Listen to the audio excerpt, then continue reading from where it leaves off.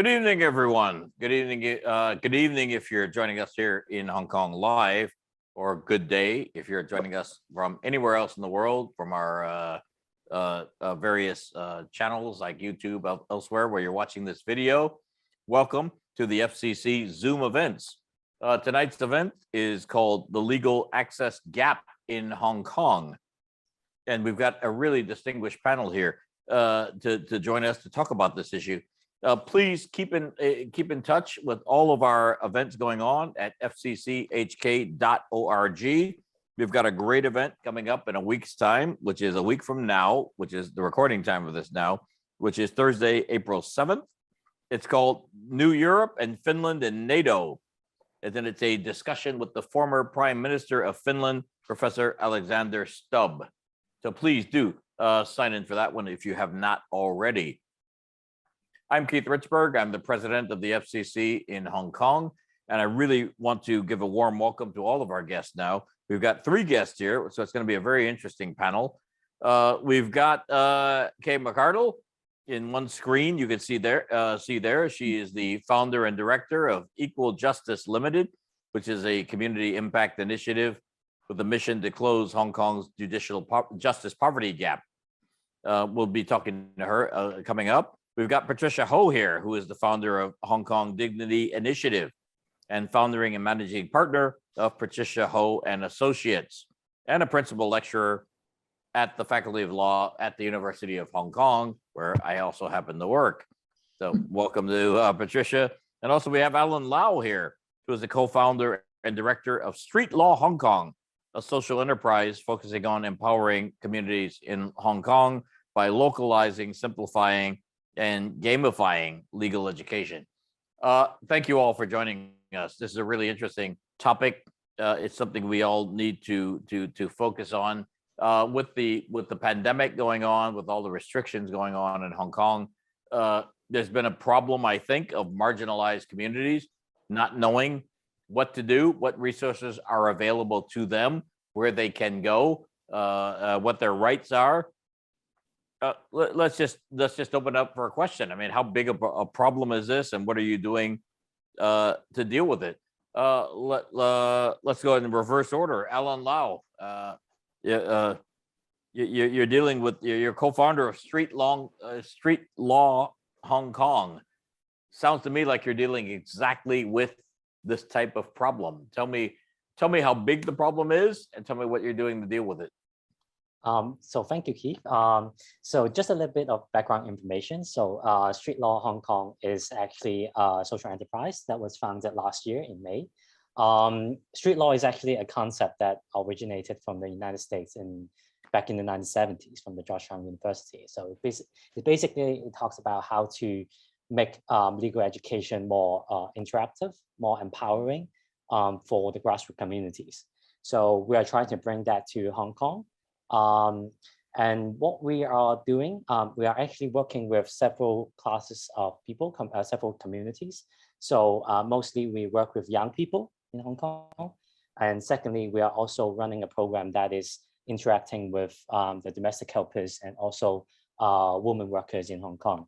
So when we talk about the legal access gap in Hong Kong, so, people usually talk about, of course, obviously the marginalized communities, they run into a lot of problems, which I would like to also talk about. And I'm sure Patricia and Kay will also share as well. But to start off, I think our priority is working with young people. And I think one of the main thing that people usually ignore is that when we try to improve the legal access gap in the communities, the usual way to go is to start young, right? Because young people, they will grow into adults and they will run into different problems. And if you start young, if you start educating them at a younger age, then they would be better equipped to deal with this kind of legal problems. But in Hong Kong, essentially students or young people with less resources or less privilege from less privileged background, they would usually have very few opportunities to get access to very quality and also very empowering legal education. So to them is very, the legal education is pretty much elitist and also more focus on the people with better resources. So we are working with the young people. We're trying to bring in programs that are less demanding in terms of skills, in terms of language skills, in terms of resources. And then we'll try to really democratize legal knowledge among the young people in Hong Kong. So I think that's one of the things that we are trying to focus on. Obviously, we are also working with other communities as well. But I understand that Patricia and Kay also work with different kind of marginalized communities. So I will leave it at that. And then hopefully I will have more time to share more as well later in the panel discussion. Absolutely. You will definitely have more time to share. Patricia, let's bring you in. Tell me a little bit about Hong Kong Dignity Institute. Tell me what that is and what you do and how you're helping in this space. Okay, well, I'll just start with the COVID situation first, before maybe zooming out to Dignity Institute generally. I mean, we provide interdisciplinary services to marginalized groups, and amongst them we have victims of trafficking, we have refugees, you have domestic helpers, you have general workers, and I think what we found happening was, strangely, our lawyers, our councilors all became distributors of goods, and so of test kits and things to people, and we ended up just going all around Hong Kong passing things around. We started buying fruits and Panadol to bring to people. It was a huge problem because essentially all these are clients who are facing problems with immigration. They're facing concerns like, I have one family where a husband is detained in an immigration facilities, and we're trying to help him to get out and reunite with the family. But at the same time, nobody is able to meet us. They're all stuck at home. They couldn't figure out how to get to the hospitals, and we just kind of became firefighters type of thing. So it was very bizarre for us. It turned into a bit of a mayhem. And I've learned that, this was the case for so many NGOs. I think some of us have been working on, legal research, like doing some analysis on issues. I mean, in fact, I can tell you I'm working on a research paper analyzing the impact of COVID on the migrant population. And the ironic thing is that I call up different places and they say, I'm sorry, I can't talk to you. I'm dealing with a fever. We're dealing with, figuring out how to get people housed. So it's been incredibly difficult. But of course, we have to balance this whole firefighting thing with also just doing some documentation of what's going on and trying to meet the legal needs and the mental health needs. Good thing is, now having, I think, with the peak easing, we're able to resume back to that a little bit. But yeah, it was interesting because it was this whole wave helped us to really zoom in to realize the impact of vulnerabilities on the group and why it is that we need to be there to bridge these gaps. But yeah, there's a wider chat. Yeah, Kay's totally tag teaming on this. So how's it going? Yeah. I want to get Kate. You pass the baton right now because you guys are tag teaming. Kate, please take the baton. You're founder and director of Equal Justice Limited. Tell me what that is and tell me the need that you're serving right now. So the way we're describing ourselves is that we're on a mission to close Hong Kong's justice poverty gap. In other words, the legal access system in Hong Kong is broken, in our opinion, based on the research from the World Justice Project, based on everything we've seen in other places around the world, and very critically based on our 7 years of experience. So as a team, we were working as a group in an NGO, we started an Access to Justice program, very grandly named. We had an amazing Access to Justice fellowship with amazing people coming in. And then the calls started coming in from people saying, well, it's great that you're helping your clients, who at the time were migrant domestic workers who'd had children or have children in Hong Kong or are pregnant, but can you help our NGO? And those clients, can you help? Can you help? So it was initially a sort of slow flow, and then it just got louder and bigger. And we thought, you know what, we've got to do something about this. So I thought, well, surely there are places in Hong Kong that do fill this gap. And I can remember at the time actually speaking with Patsy and going, well, you know, we need a low bono, pro bono law firm. We need community legal centres. And then as part of Hong Kong's, let's say, adjustment over the last couple of years, we've seen that the free legal advice clinics that tend to sit within the district offices have really been impacted and are no longer there. So the need is still there. That hasn't gone away. The other thing we're seeing is that with the populations we're serving, maybe last year and the beginning of this year, and this last fifth wave in particular, it was very much humanitarian support that they needed.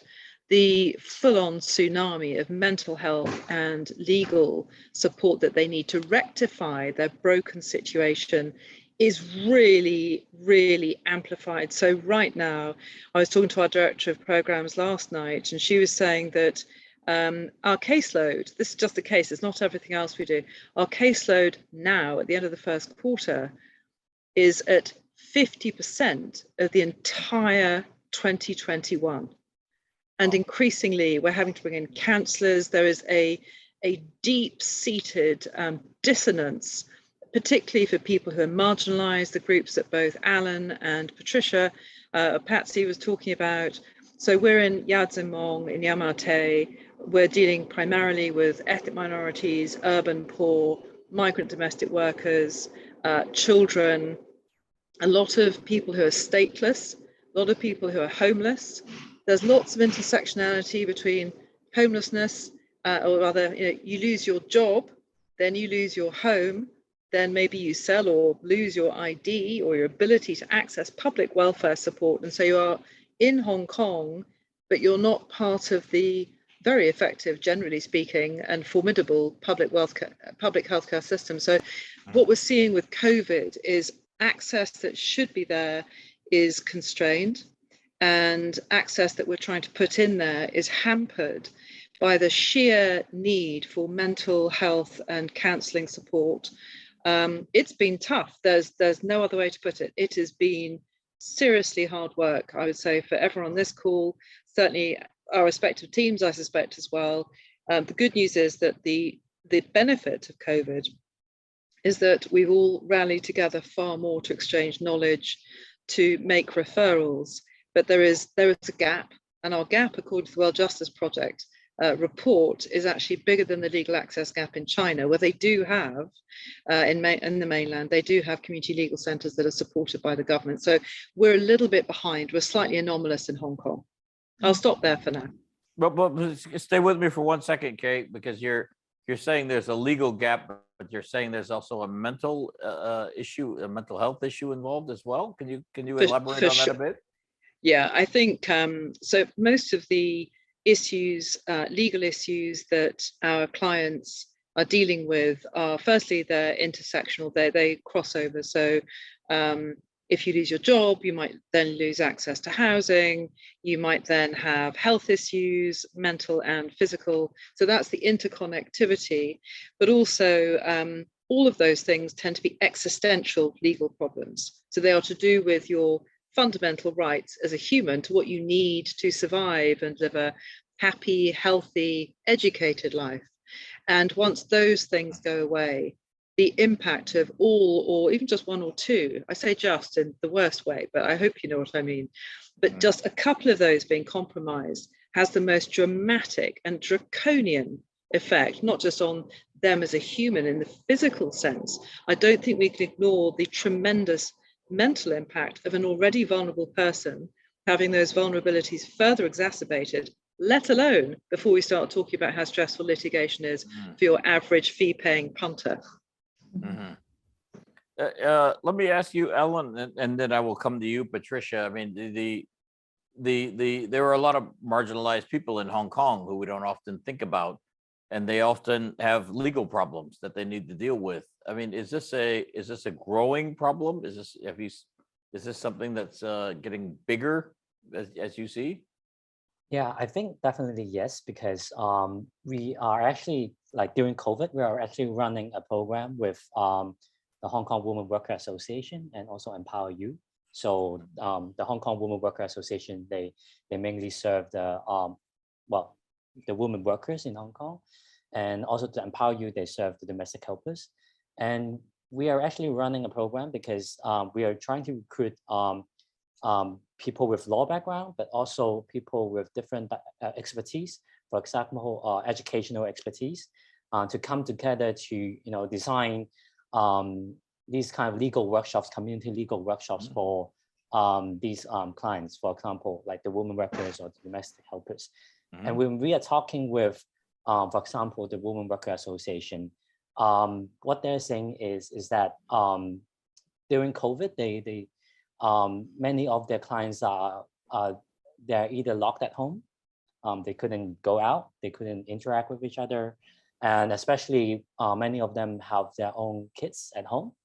So obviously, when, for example, what happened just last month with the government announcing the sudden, starting of the summer holiday, so the kids, they all stay at home, right? And obviously, the moms and dads will have to, look after them as well. And the biggest difficulty for the NGO is that it's hard for them to, get hold of their clients. It's more difficult than before. Before COVID, you can get them to come to your community centers. You can get them to talk to them on the streets. But now you can't do that because everyone is, busy with something else. And so that is definitely a big problem during COVID.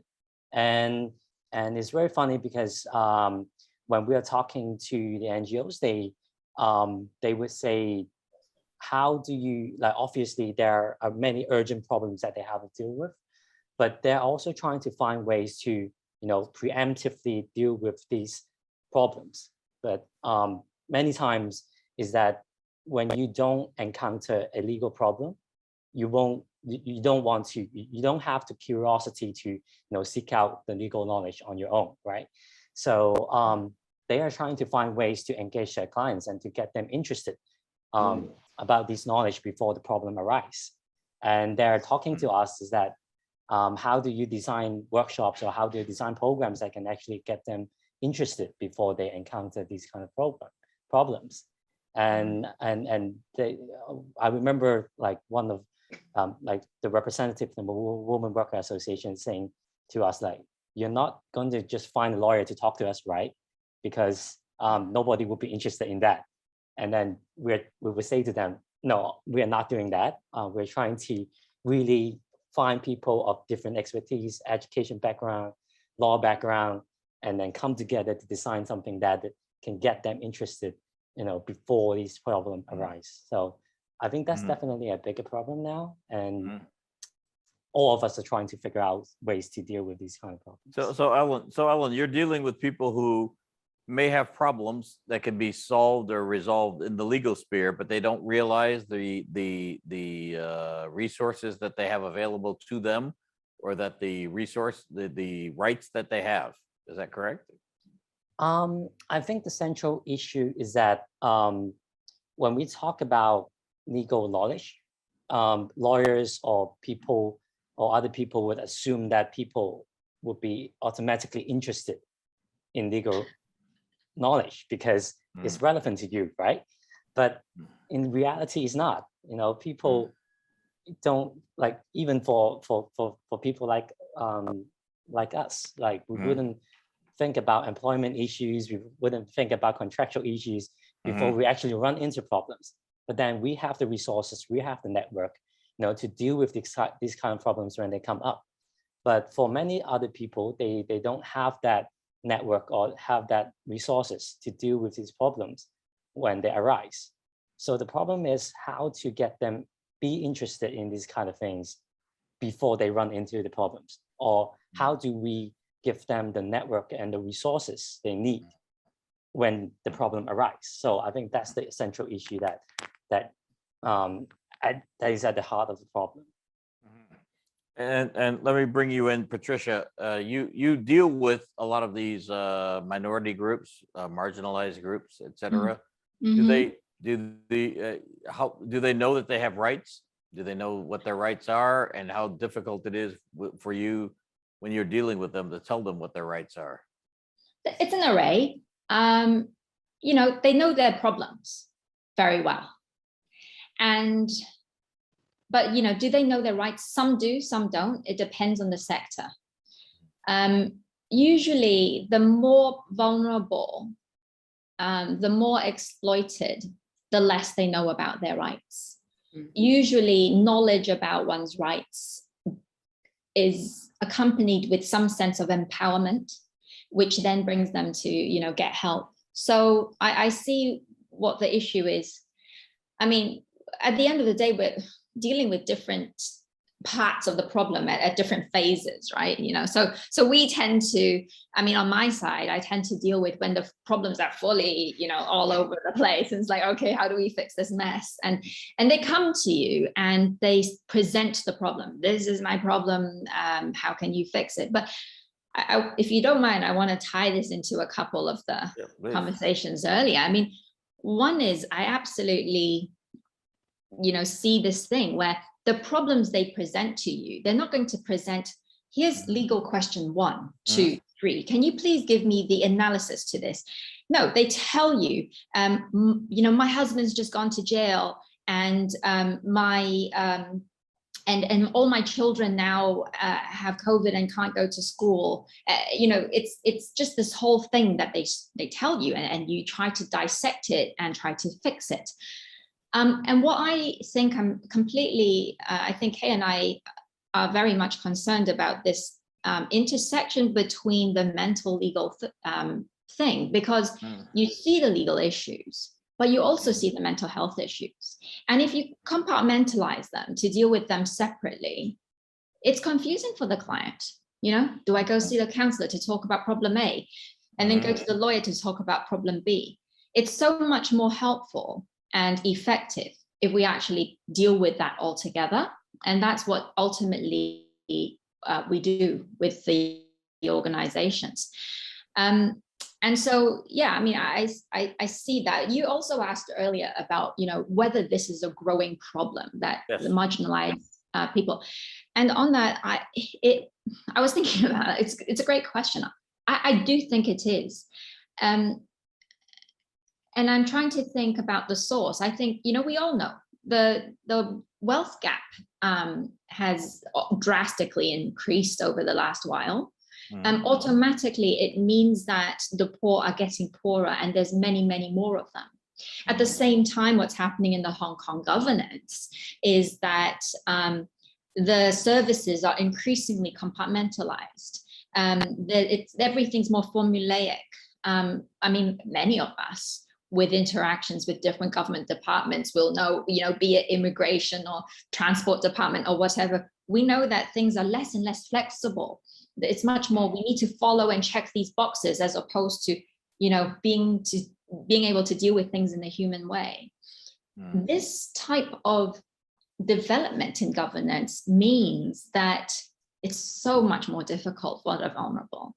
So when they have a problem, they don't know which government department to go to. And then, of course, they're much more risk averse, right? So many times you have a client who now go to Labor Department and they say, hey, my employer just abused me. I need to leave my job. How can you help me? Oh, it sounds like a problem for the police. Why don't you go to report this to the police? So they go to the police and they say, oh, it looks to me like your ID card's expired. Maybe this is an immigration problem. They go to immigration. Immigration goes, oh, labor problem, police issue, round and round in circles. Yeah. That's what people face when they're vulnerable. And if they don't know exactly what they can push for, they can't go anywhere. And they just go deeper and deeper. The mental health problems go. And that's where we just need to step in and provide this full service for them. And I think that's why it's getting harder and harder and the needs bigger and bigger. Yep.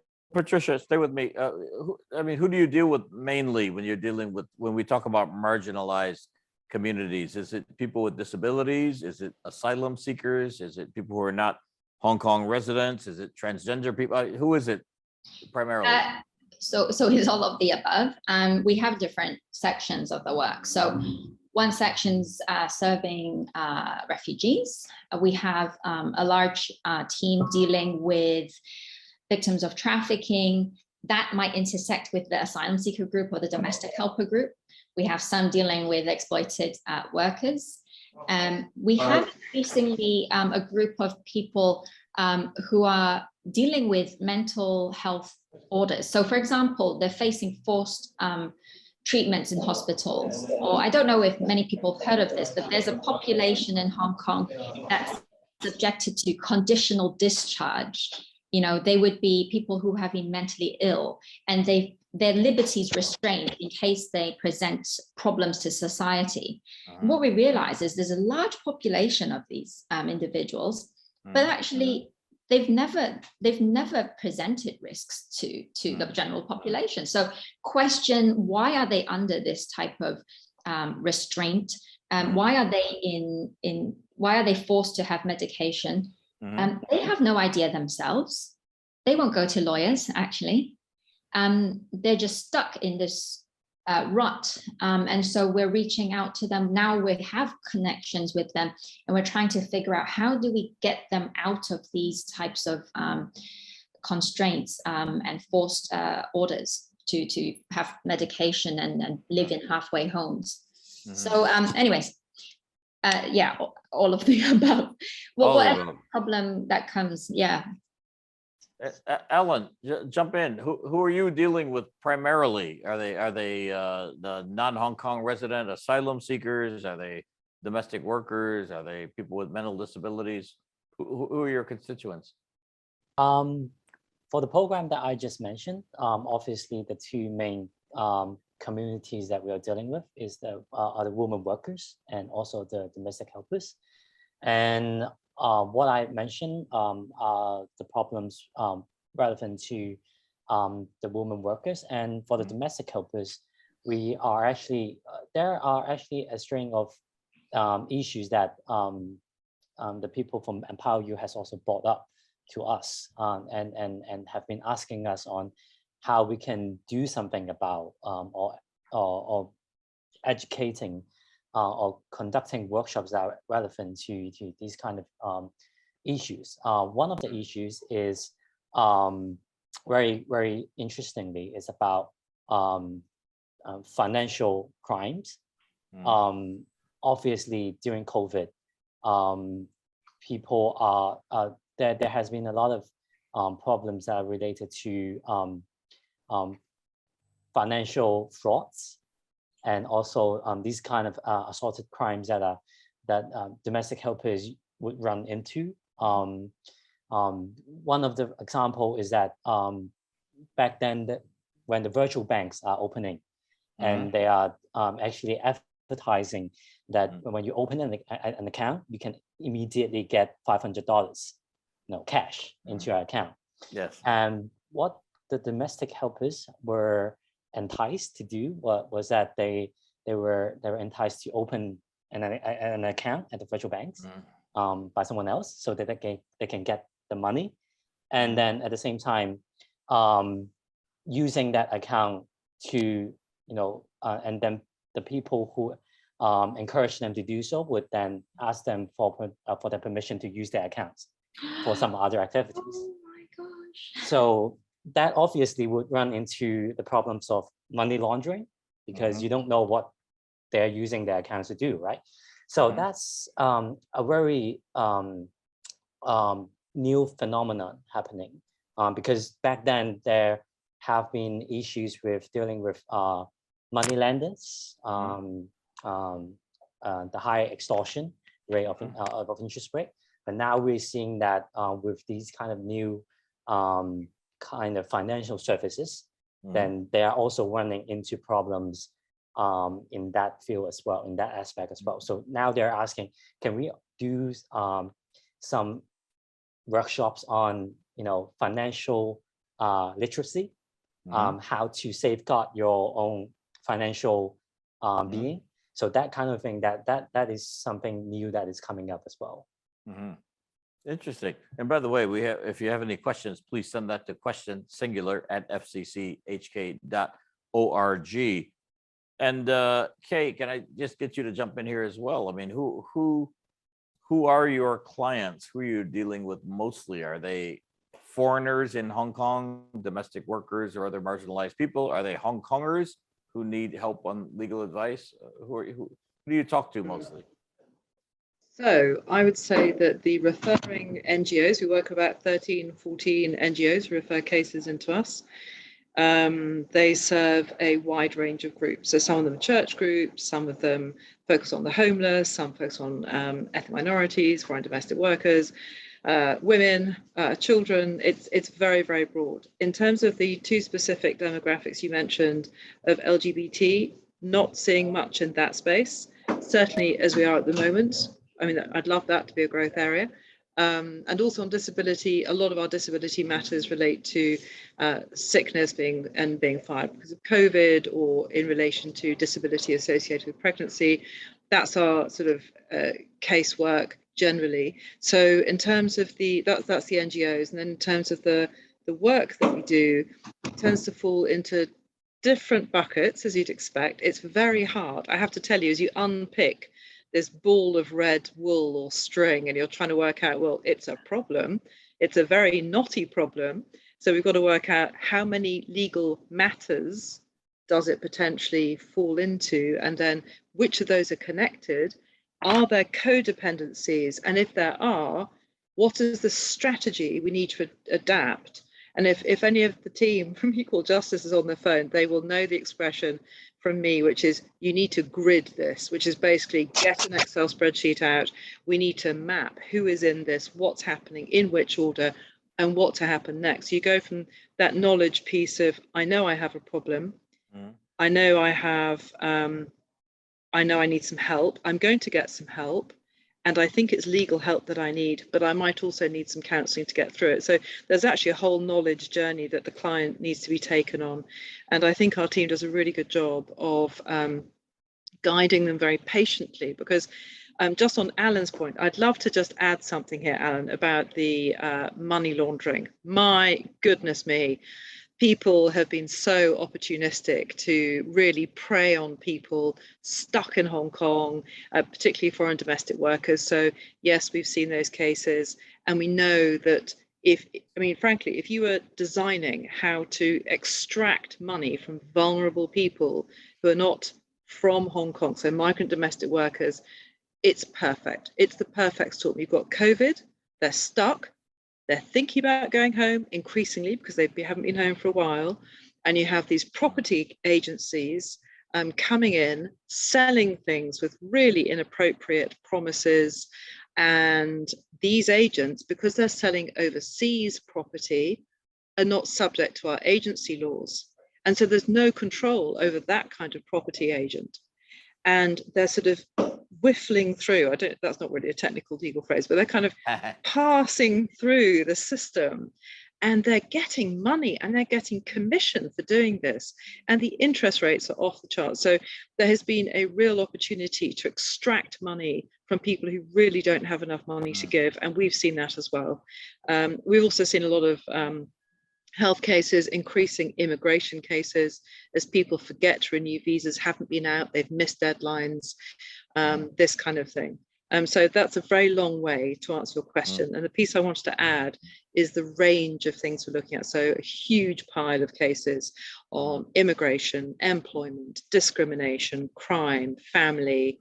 I'm trying to think what else. Yeah, we'll leave it at that for the moment. But then, of course, fraud. And all the money and financial literacy stuff as well. So I think it's a pattern you would see repeating itself amongst vulnerable populations the world over. I'd say that the bits we're missing, or the gaps, would be things like housing, particularly for migrant domestic workers. They are generally housed already. There is a significant homeless population, but there are also some very good shelters in Hong Kong, being run notably by the remarkable Mercy Hong Kong and Father John Wotherspoon and Impact Hong Kong, who do extraordinary work in help. There are many others as well, but those are the two, we've been working within our district who are doing phenomenal work there. But this tsunami of, okay, I'm fed, I'm watered, I'm housed. What do I do now about my identity? What do I do now about getting my job? What do I do now about restitution for harm that I've suffered or wrong that was done to me? Once I understand that I can actually be recompensed for that hardship. Prosecutions is another one we're dealing with as well. Rather aggressive prosecutions going on in relation to gatherings and parties and so on. Kay, let me keep you on the screen for a moment. Talk about the post-COVID era now. Have we seen a lot since COVID with the gathering restrictions and other regulations being enforced that cause people to get into this legal issue? I would say there's quite a lot of enthusiasm about enforcing it. I mean, I have to say, I've always had this view about traffic wardens as well. You think, oh, it's Sunday, I'll just pop the car here and dash in. I'm not going to be disturbing anyone.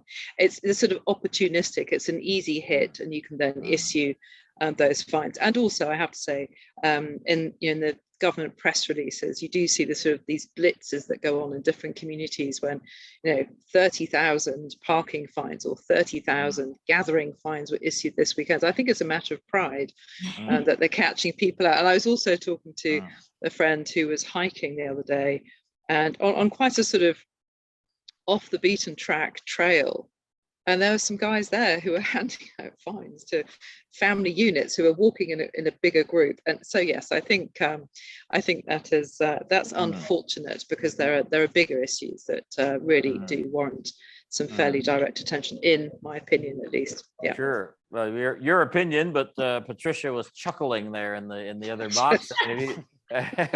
Chuckling Patricia, have you seen the same thing as well? I mean, it's in the COVID era now. Are you seeing more kind of issues like this coming up?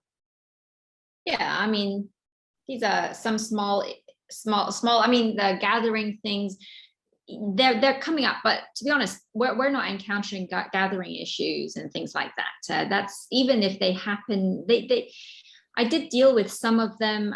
There may be some room for negotiations with the Department of Justice to negotiate out of having to pay for them when it's very clear that the clients have no money. I think that the issues at the moment it's just so general. So, we have some clients, for example, for the refugee population, they would be having to resist removal from Hong Kong, right? Having to establish and say that I need to stay in Hong Kong. If I'm sent back to my country, I'll be persecuted or tortured. The most strange problem that they're having right now is that they don't know how to lodge their papers in courts because the courts are closed for the moment. So they don't know how to explain that they need to get special permission from the judges to file their cases. So we're stepping in to help them with writing these requests. So, it's just so varied. What it just comes back to, I think, is they need this assistance, and we have to step in. And it is most unfortunate that there's nothing that's provided officially.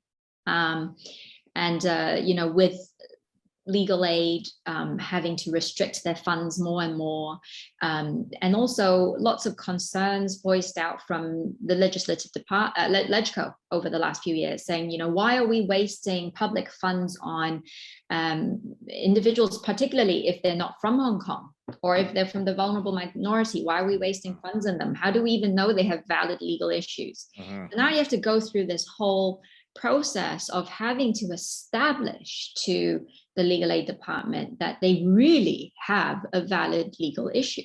And the only people who can actually do that would be lawyers who analyze the entire case, present it in a very clear legal framework, so that perhaps they can get legal aid.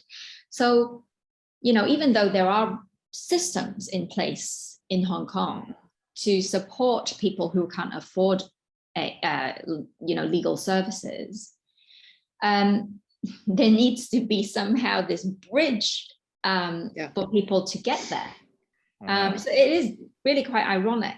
And so, you think about just how big the legal aid system is, and you think then about how it's so hard for so many people to reach it.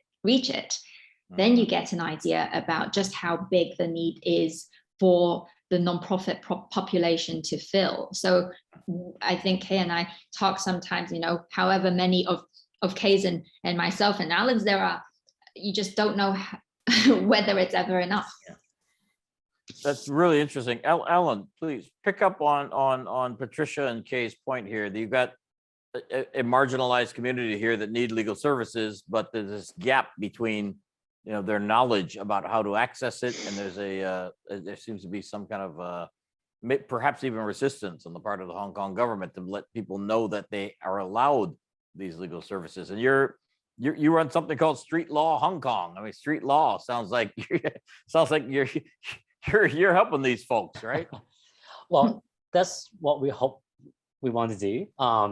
But obviously, I think picking up on what Kay and Patricia has mentioned, obviously the whole entanglement of the whole system is very difficult to deal with.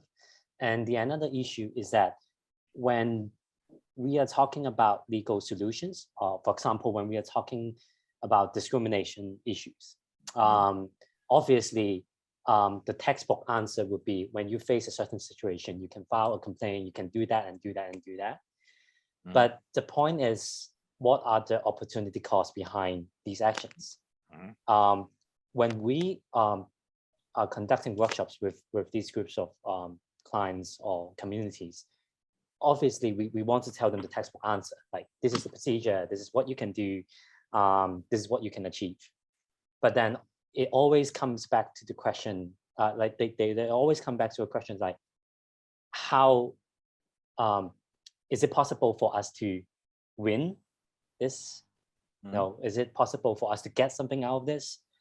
I think it's it's also very relevant. Like just a few days ago, when we get a judgment from the small claims tribunal, where a group of homeless people trying to file a case when they got evicted and all their belongings were confiscated. Homeless people. Yeah, Okay. and when they, well, obviously the police and also from the food and hygiene department, they clean the street, they basically wash and take away all their stuff.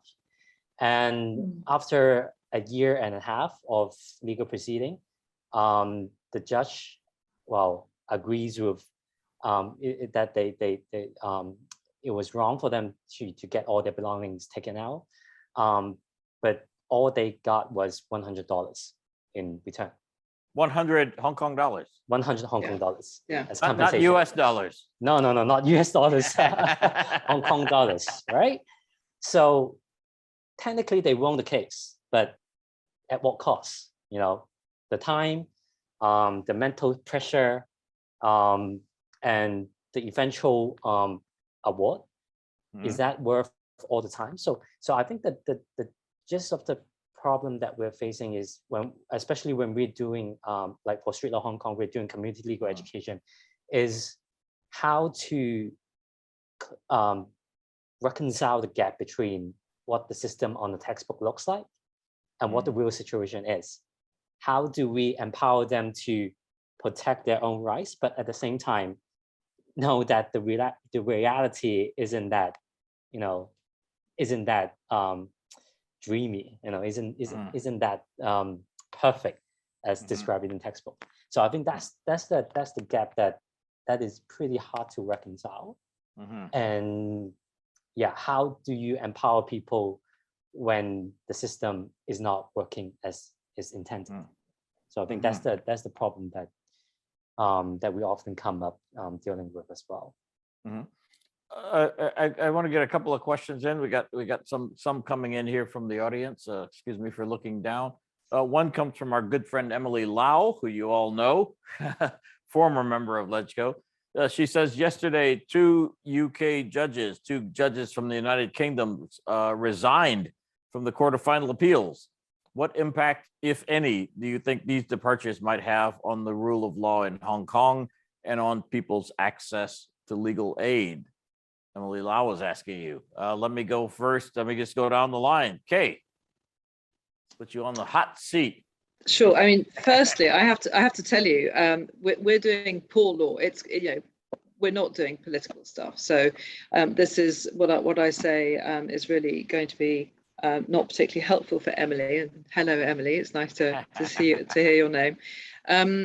I would say that from an access to justice and delivering justice, which after all is intended and was always supposed to be a public asset, much like education, healthcare, and all the other welfare, it's intended to be public, and it's just not. So from our little window on the world, who's sitting on the bench doesn't really impact. It reduces diversity. It reduces diversity of thought, of course. But in terms of what that means further down the line, in terms of the NSL, the application of that, and more broadly the flow of laws in Hong Kong and the execution, terrible choice of words, sorry, but the application of justice, it's not really going to impact us or our clients. And a personal view is just simply, it's a shame. I've always quite liked the fact that we have this ability to bring in different perspectives. I think there's real value in that in any context, let alone on the bench, and maybe even more so on the bench. So I think it's a shame. But for Emily's question, I'm not really in a position to comment more in depth from a constitutional or administrative law perspective, I'm afraid. Mm-hmm. But Patricia is coming right behind you, and she's going to give you the comment this time. So in my work, I take cases, apart from working on individual cases, we also from time to time identify representative cases and bring them to the higher courts, where as an example, right? On Monday and Tuesday, we brought a case to court, and it was actually about a domestic helper who was very much treated as, she had to provide sexual services to her employer for over the course of a year. And clearly, in my view anyways, she was a victim of serious exploitation and forced labor and human trafficking. Now, she ended up having to go through a system that did not identify her as such, and a judicial review was filed to challenge that refusal. But also the judicial review focuses on, is the system properly dealing with these types of complaints? And if it isn't, does the court have to declare that the failure of the government to enact laws to criminalize human trafficking and forced labor, whether that is a problem in itself? Now, in other words, if we win, it may mean that the government needs to think about legislating to criminalize these issues. Now, for a case like this, just as an example, it's definitely going to go up through the courts. We started in the High Court. Potentially, it might go to the Court of Appeal or the Court of Final Appeal. And when you have these types of issues being ventilated, we're really talking about fundamental human rights jurisprudence and the development of this. Now, I know that all the judges sitting in the higher courts are going to be focused on defending the rights of the vulnerable. It's just that previously, one of the main reasons to have foreign judges come in is just to provide that window of conversation with international jurisprudences, jurisdictions, to exchange views on these types of things. How do you balance individual rights against the broader public's rights? You have these clashes that are very real, and it's very useful to compare with another jurisdiction to have that conversation. So I think the reality is it will be a loss to not have these conversations, particularly when we come to these types of cases. But, you know, at the same time, our judges are going to be there to defend these principles. So our hopes with them. Ellen, what do you think about the departure? To the question from Emily Lau, what do you think about the departure of these two UK judges from the Court of Final Appeals? I think I would go with Kay on this one. If you're talking about very particular impact on the communities that we are serving, I don't think there would be very immediate consequences.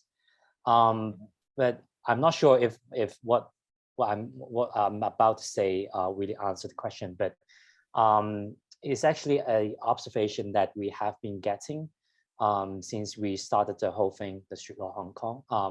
I did mention that we work with young people a lot. And in terms of working with young people, there are often sections on which we are talking about the Hong Kong legal system, what it is, what it entails, what kind of rights and responsibilities under the basic law and all that kind of thing, like the Hong Kong legal system 101. And we have been observing a lot of skepticism and also being our young people being rather cynical on the whole system. Obviously, it ties back to my last response about teaching what is on the textbook and what is the reality is like. And what has been happening recently doesn't really help to reconcile that gap. And we're getting more and more questions, and also getting into discussion about, for example, when we are talking about the Hong Kong legal system, we will get the questions of, is it really like that in real life? For example, something happened yesterday on news. What's your opinion on that? Like it seems different from what you are talking about in the workshop. So so in terms of particular consequence of the departure, I wouldn't say there would be a very immediate consequence, but in terms of public confidence or how people see the legal system, I think there would be far-reaching consequences in terms of that. And stay with me for a moment, Ellen, because you mentioned young people, and we had a question from Elizabeth Thompson, who asked the question, how are you using, or are you using law students in any of your work? Do you provide any internships or anything else like that for law students who are interested in this type of work? I think that's somebody who wants to get a job with you, but then they're welcome to contact me if they want to explore any opportunities. We do work with law students, but as I have mentioned, lawyers or people with law background are not exactly the best teachers. For what we're doing, I really like what Patricia has mentioned, that we have all been firefighters, during this COVID time. We're trying to put out fires everywhere. And I think in terms of the work that we are doing, Street Law Hong Kong, we are not the firefighters on the front line. We are more like the people at the back trying to make fire safety looks interesting to learn. So that's, I think that's pretty sums up what we are trying to do. And we also have the feeling that doing community legal education is not something that only lawyers should do. On our team, we have obviously we have people with law background, and then we also have teachers, secondary school teachers, people teaching in tertiary institutions. They are bringing in a lot of perspectives, other perspectives from educational, pedagogies and different kind of teaching methods. And I think that really enriched the whole idea of how to do community legal education. So, for example, the programs that we are doing with the Hong Kong Women Worker Association and Empower You, we recruited law students, but also we recruited education students, and also students who are interested in education, but not particularly studying education. And then we are doing training in terms of how to do facilitation, how to lead activities, how to design a lesson. So these are not something that exactly too legal per se, but then we are feeling that these kind of things can actually make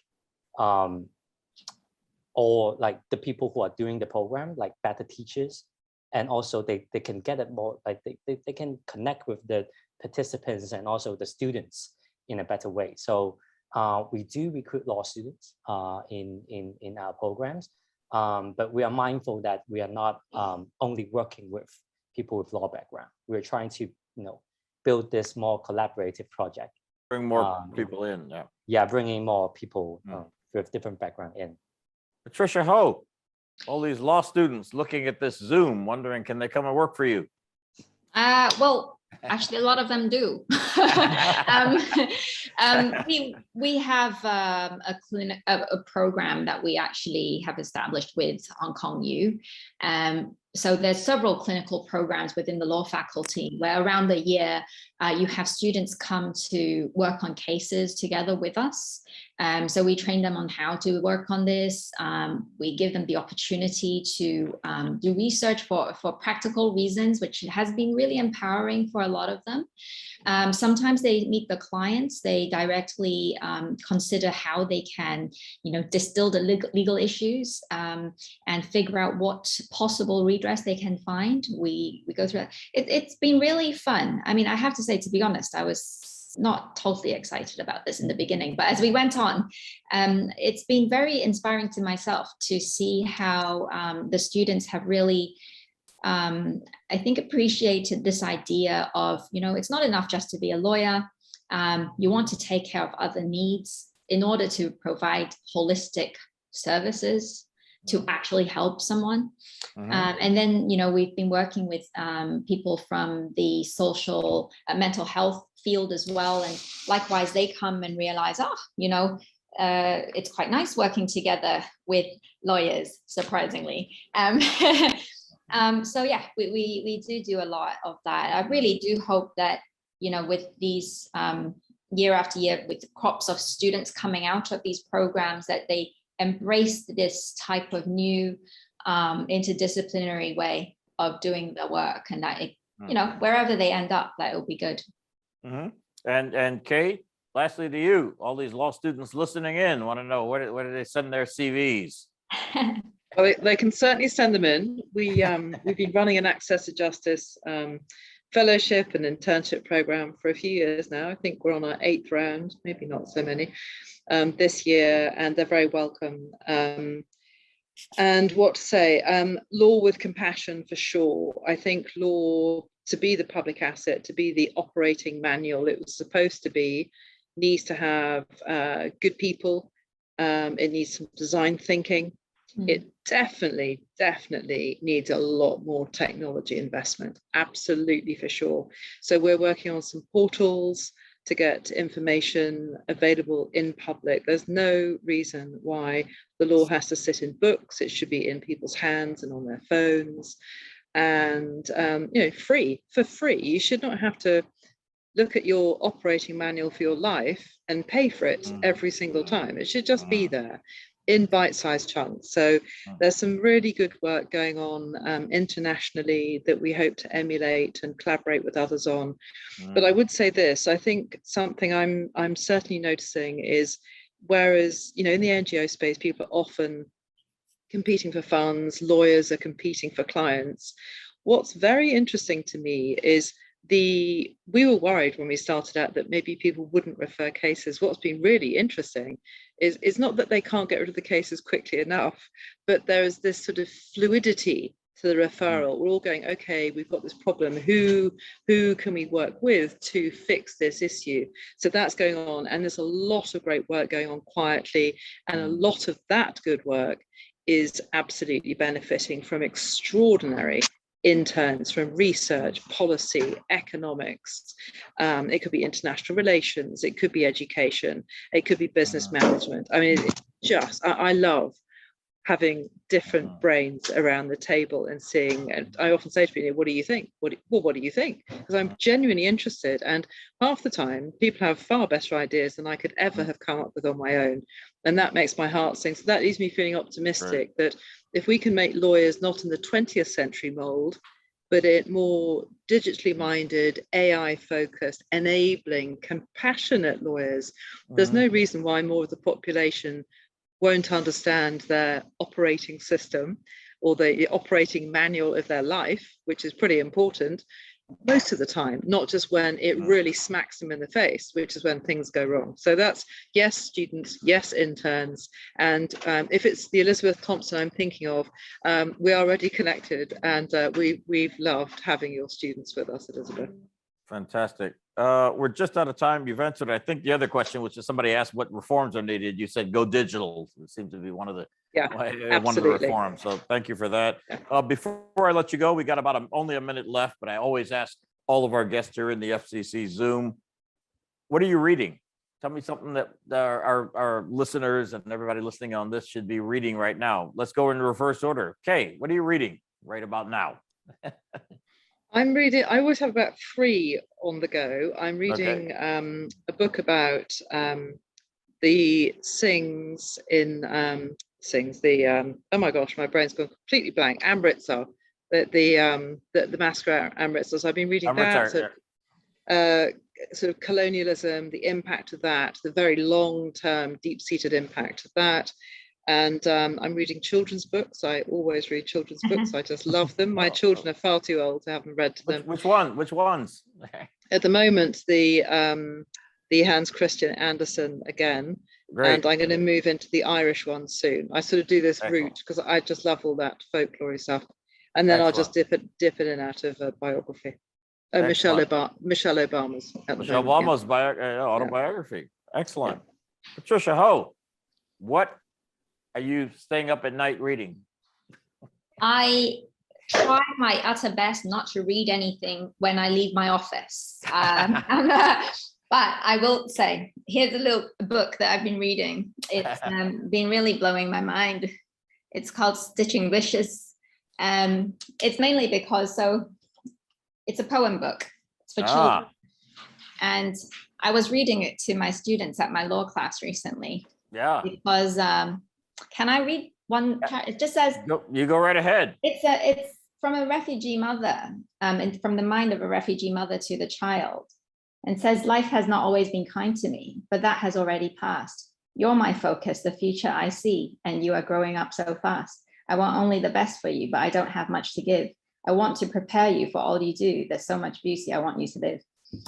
I was reading this. It's a book, and I found myself tearing up in class. It's lovely. That's great. What's the title? Give us the title. It's called Stitching Wishes. Stitching Wishes. Yep. And I will say that we put together, it's available from our website. All right. All right. Patricia Ho, Stitching Wishes. Alan Lau. You gotta clean it up here. Bring it home. Okay. What are you reading? I was actually watching a documentary. Is by Frontline PBS in the States. It's called A Class Divided. Class Divided. Class Divided, yeah. It's actually about junior school teacher in the States. She taught a class of young students about the issues of discriminations back in the 1970s. And she was using some really experimental methods of doing that. And why did I rewatch this documentary is that because this documentary really, I think, encapsulates what we are doing, like Street Law Hong Kong.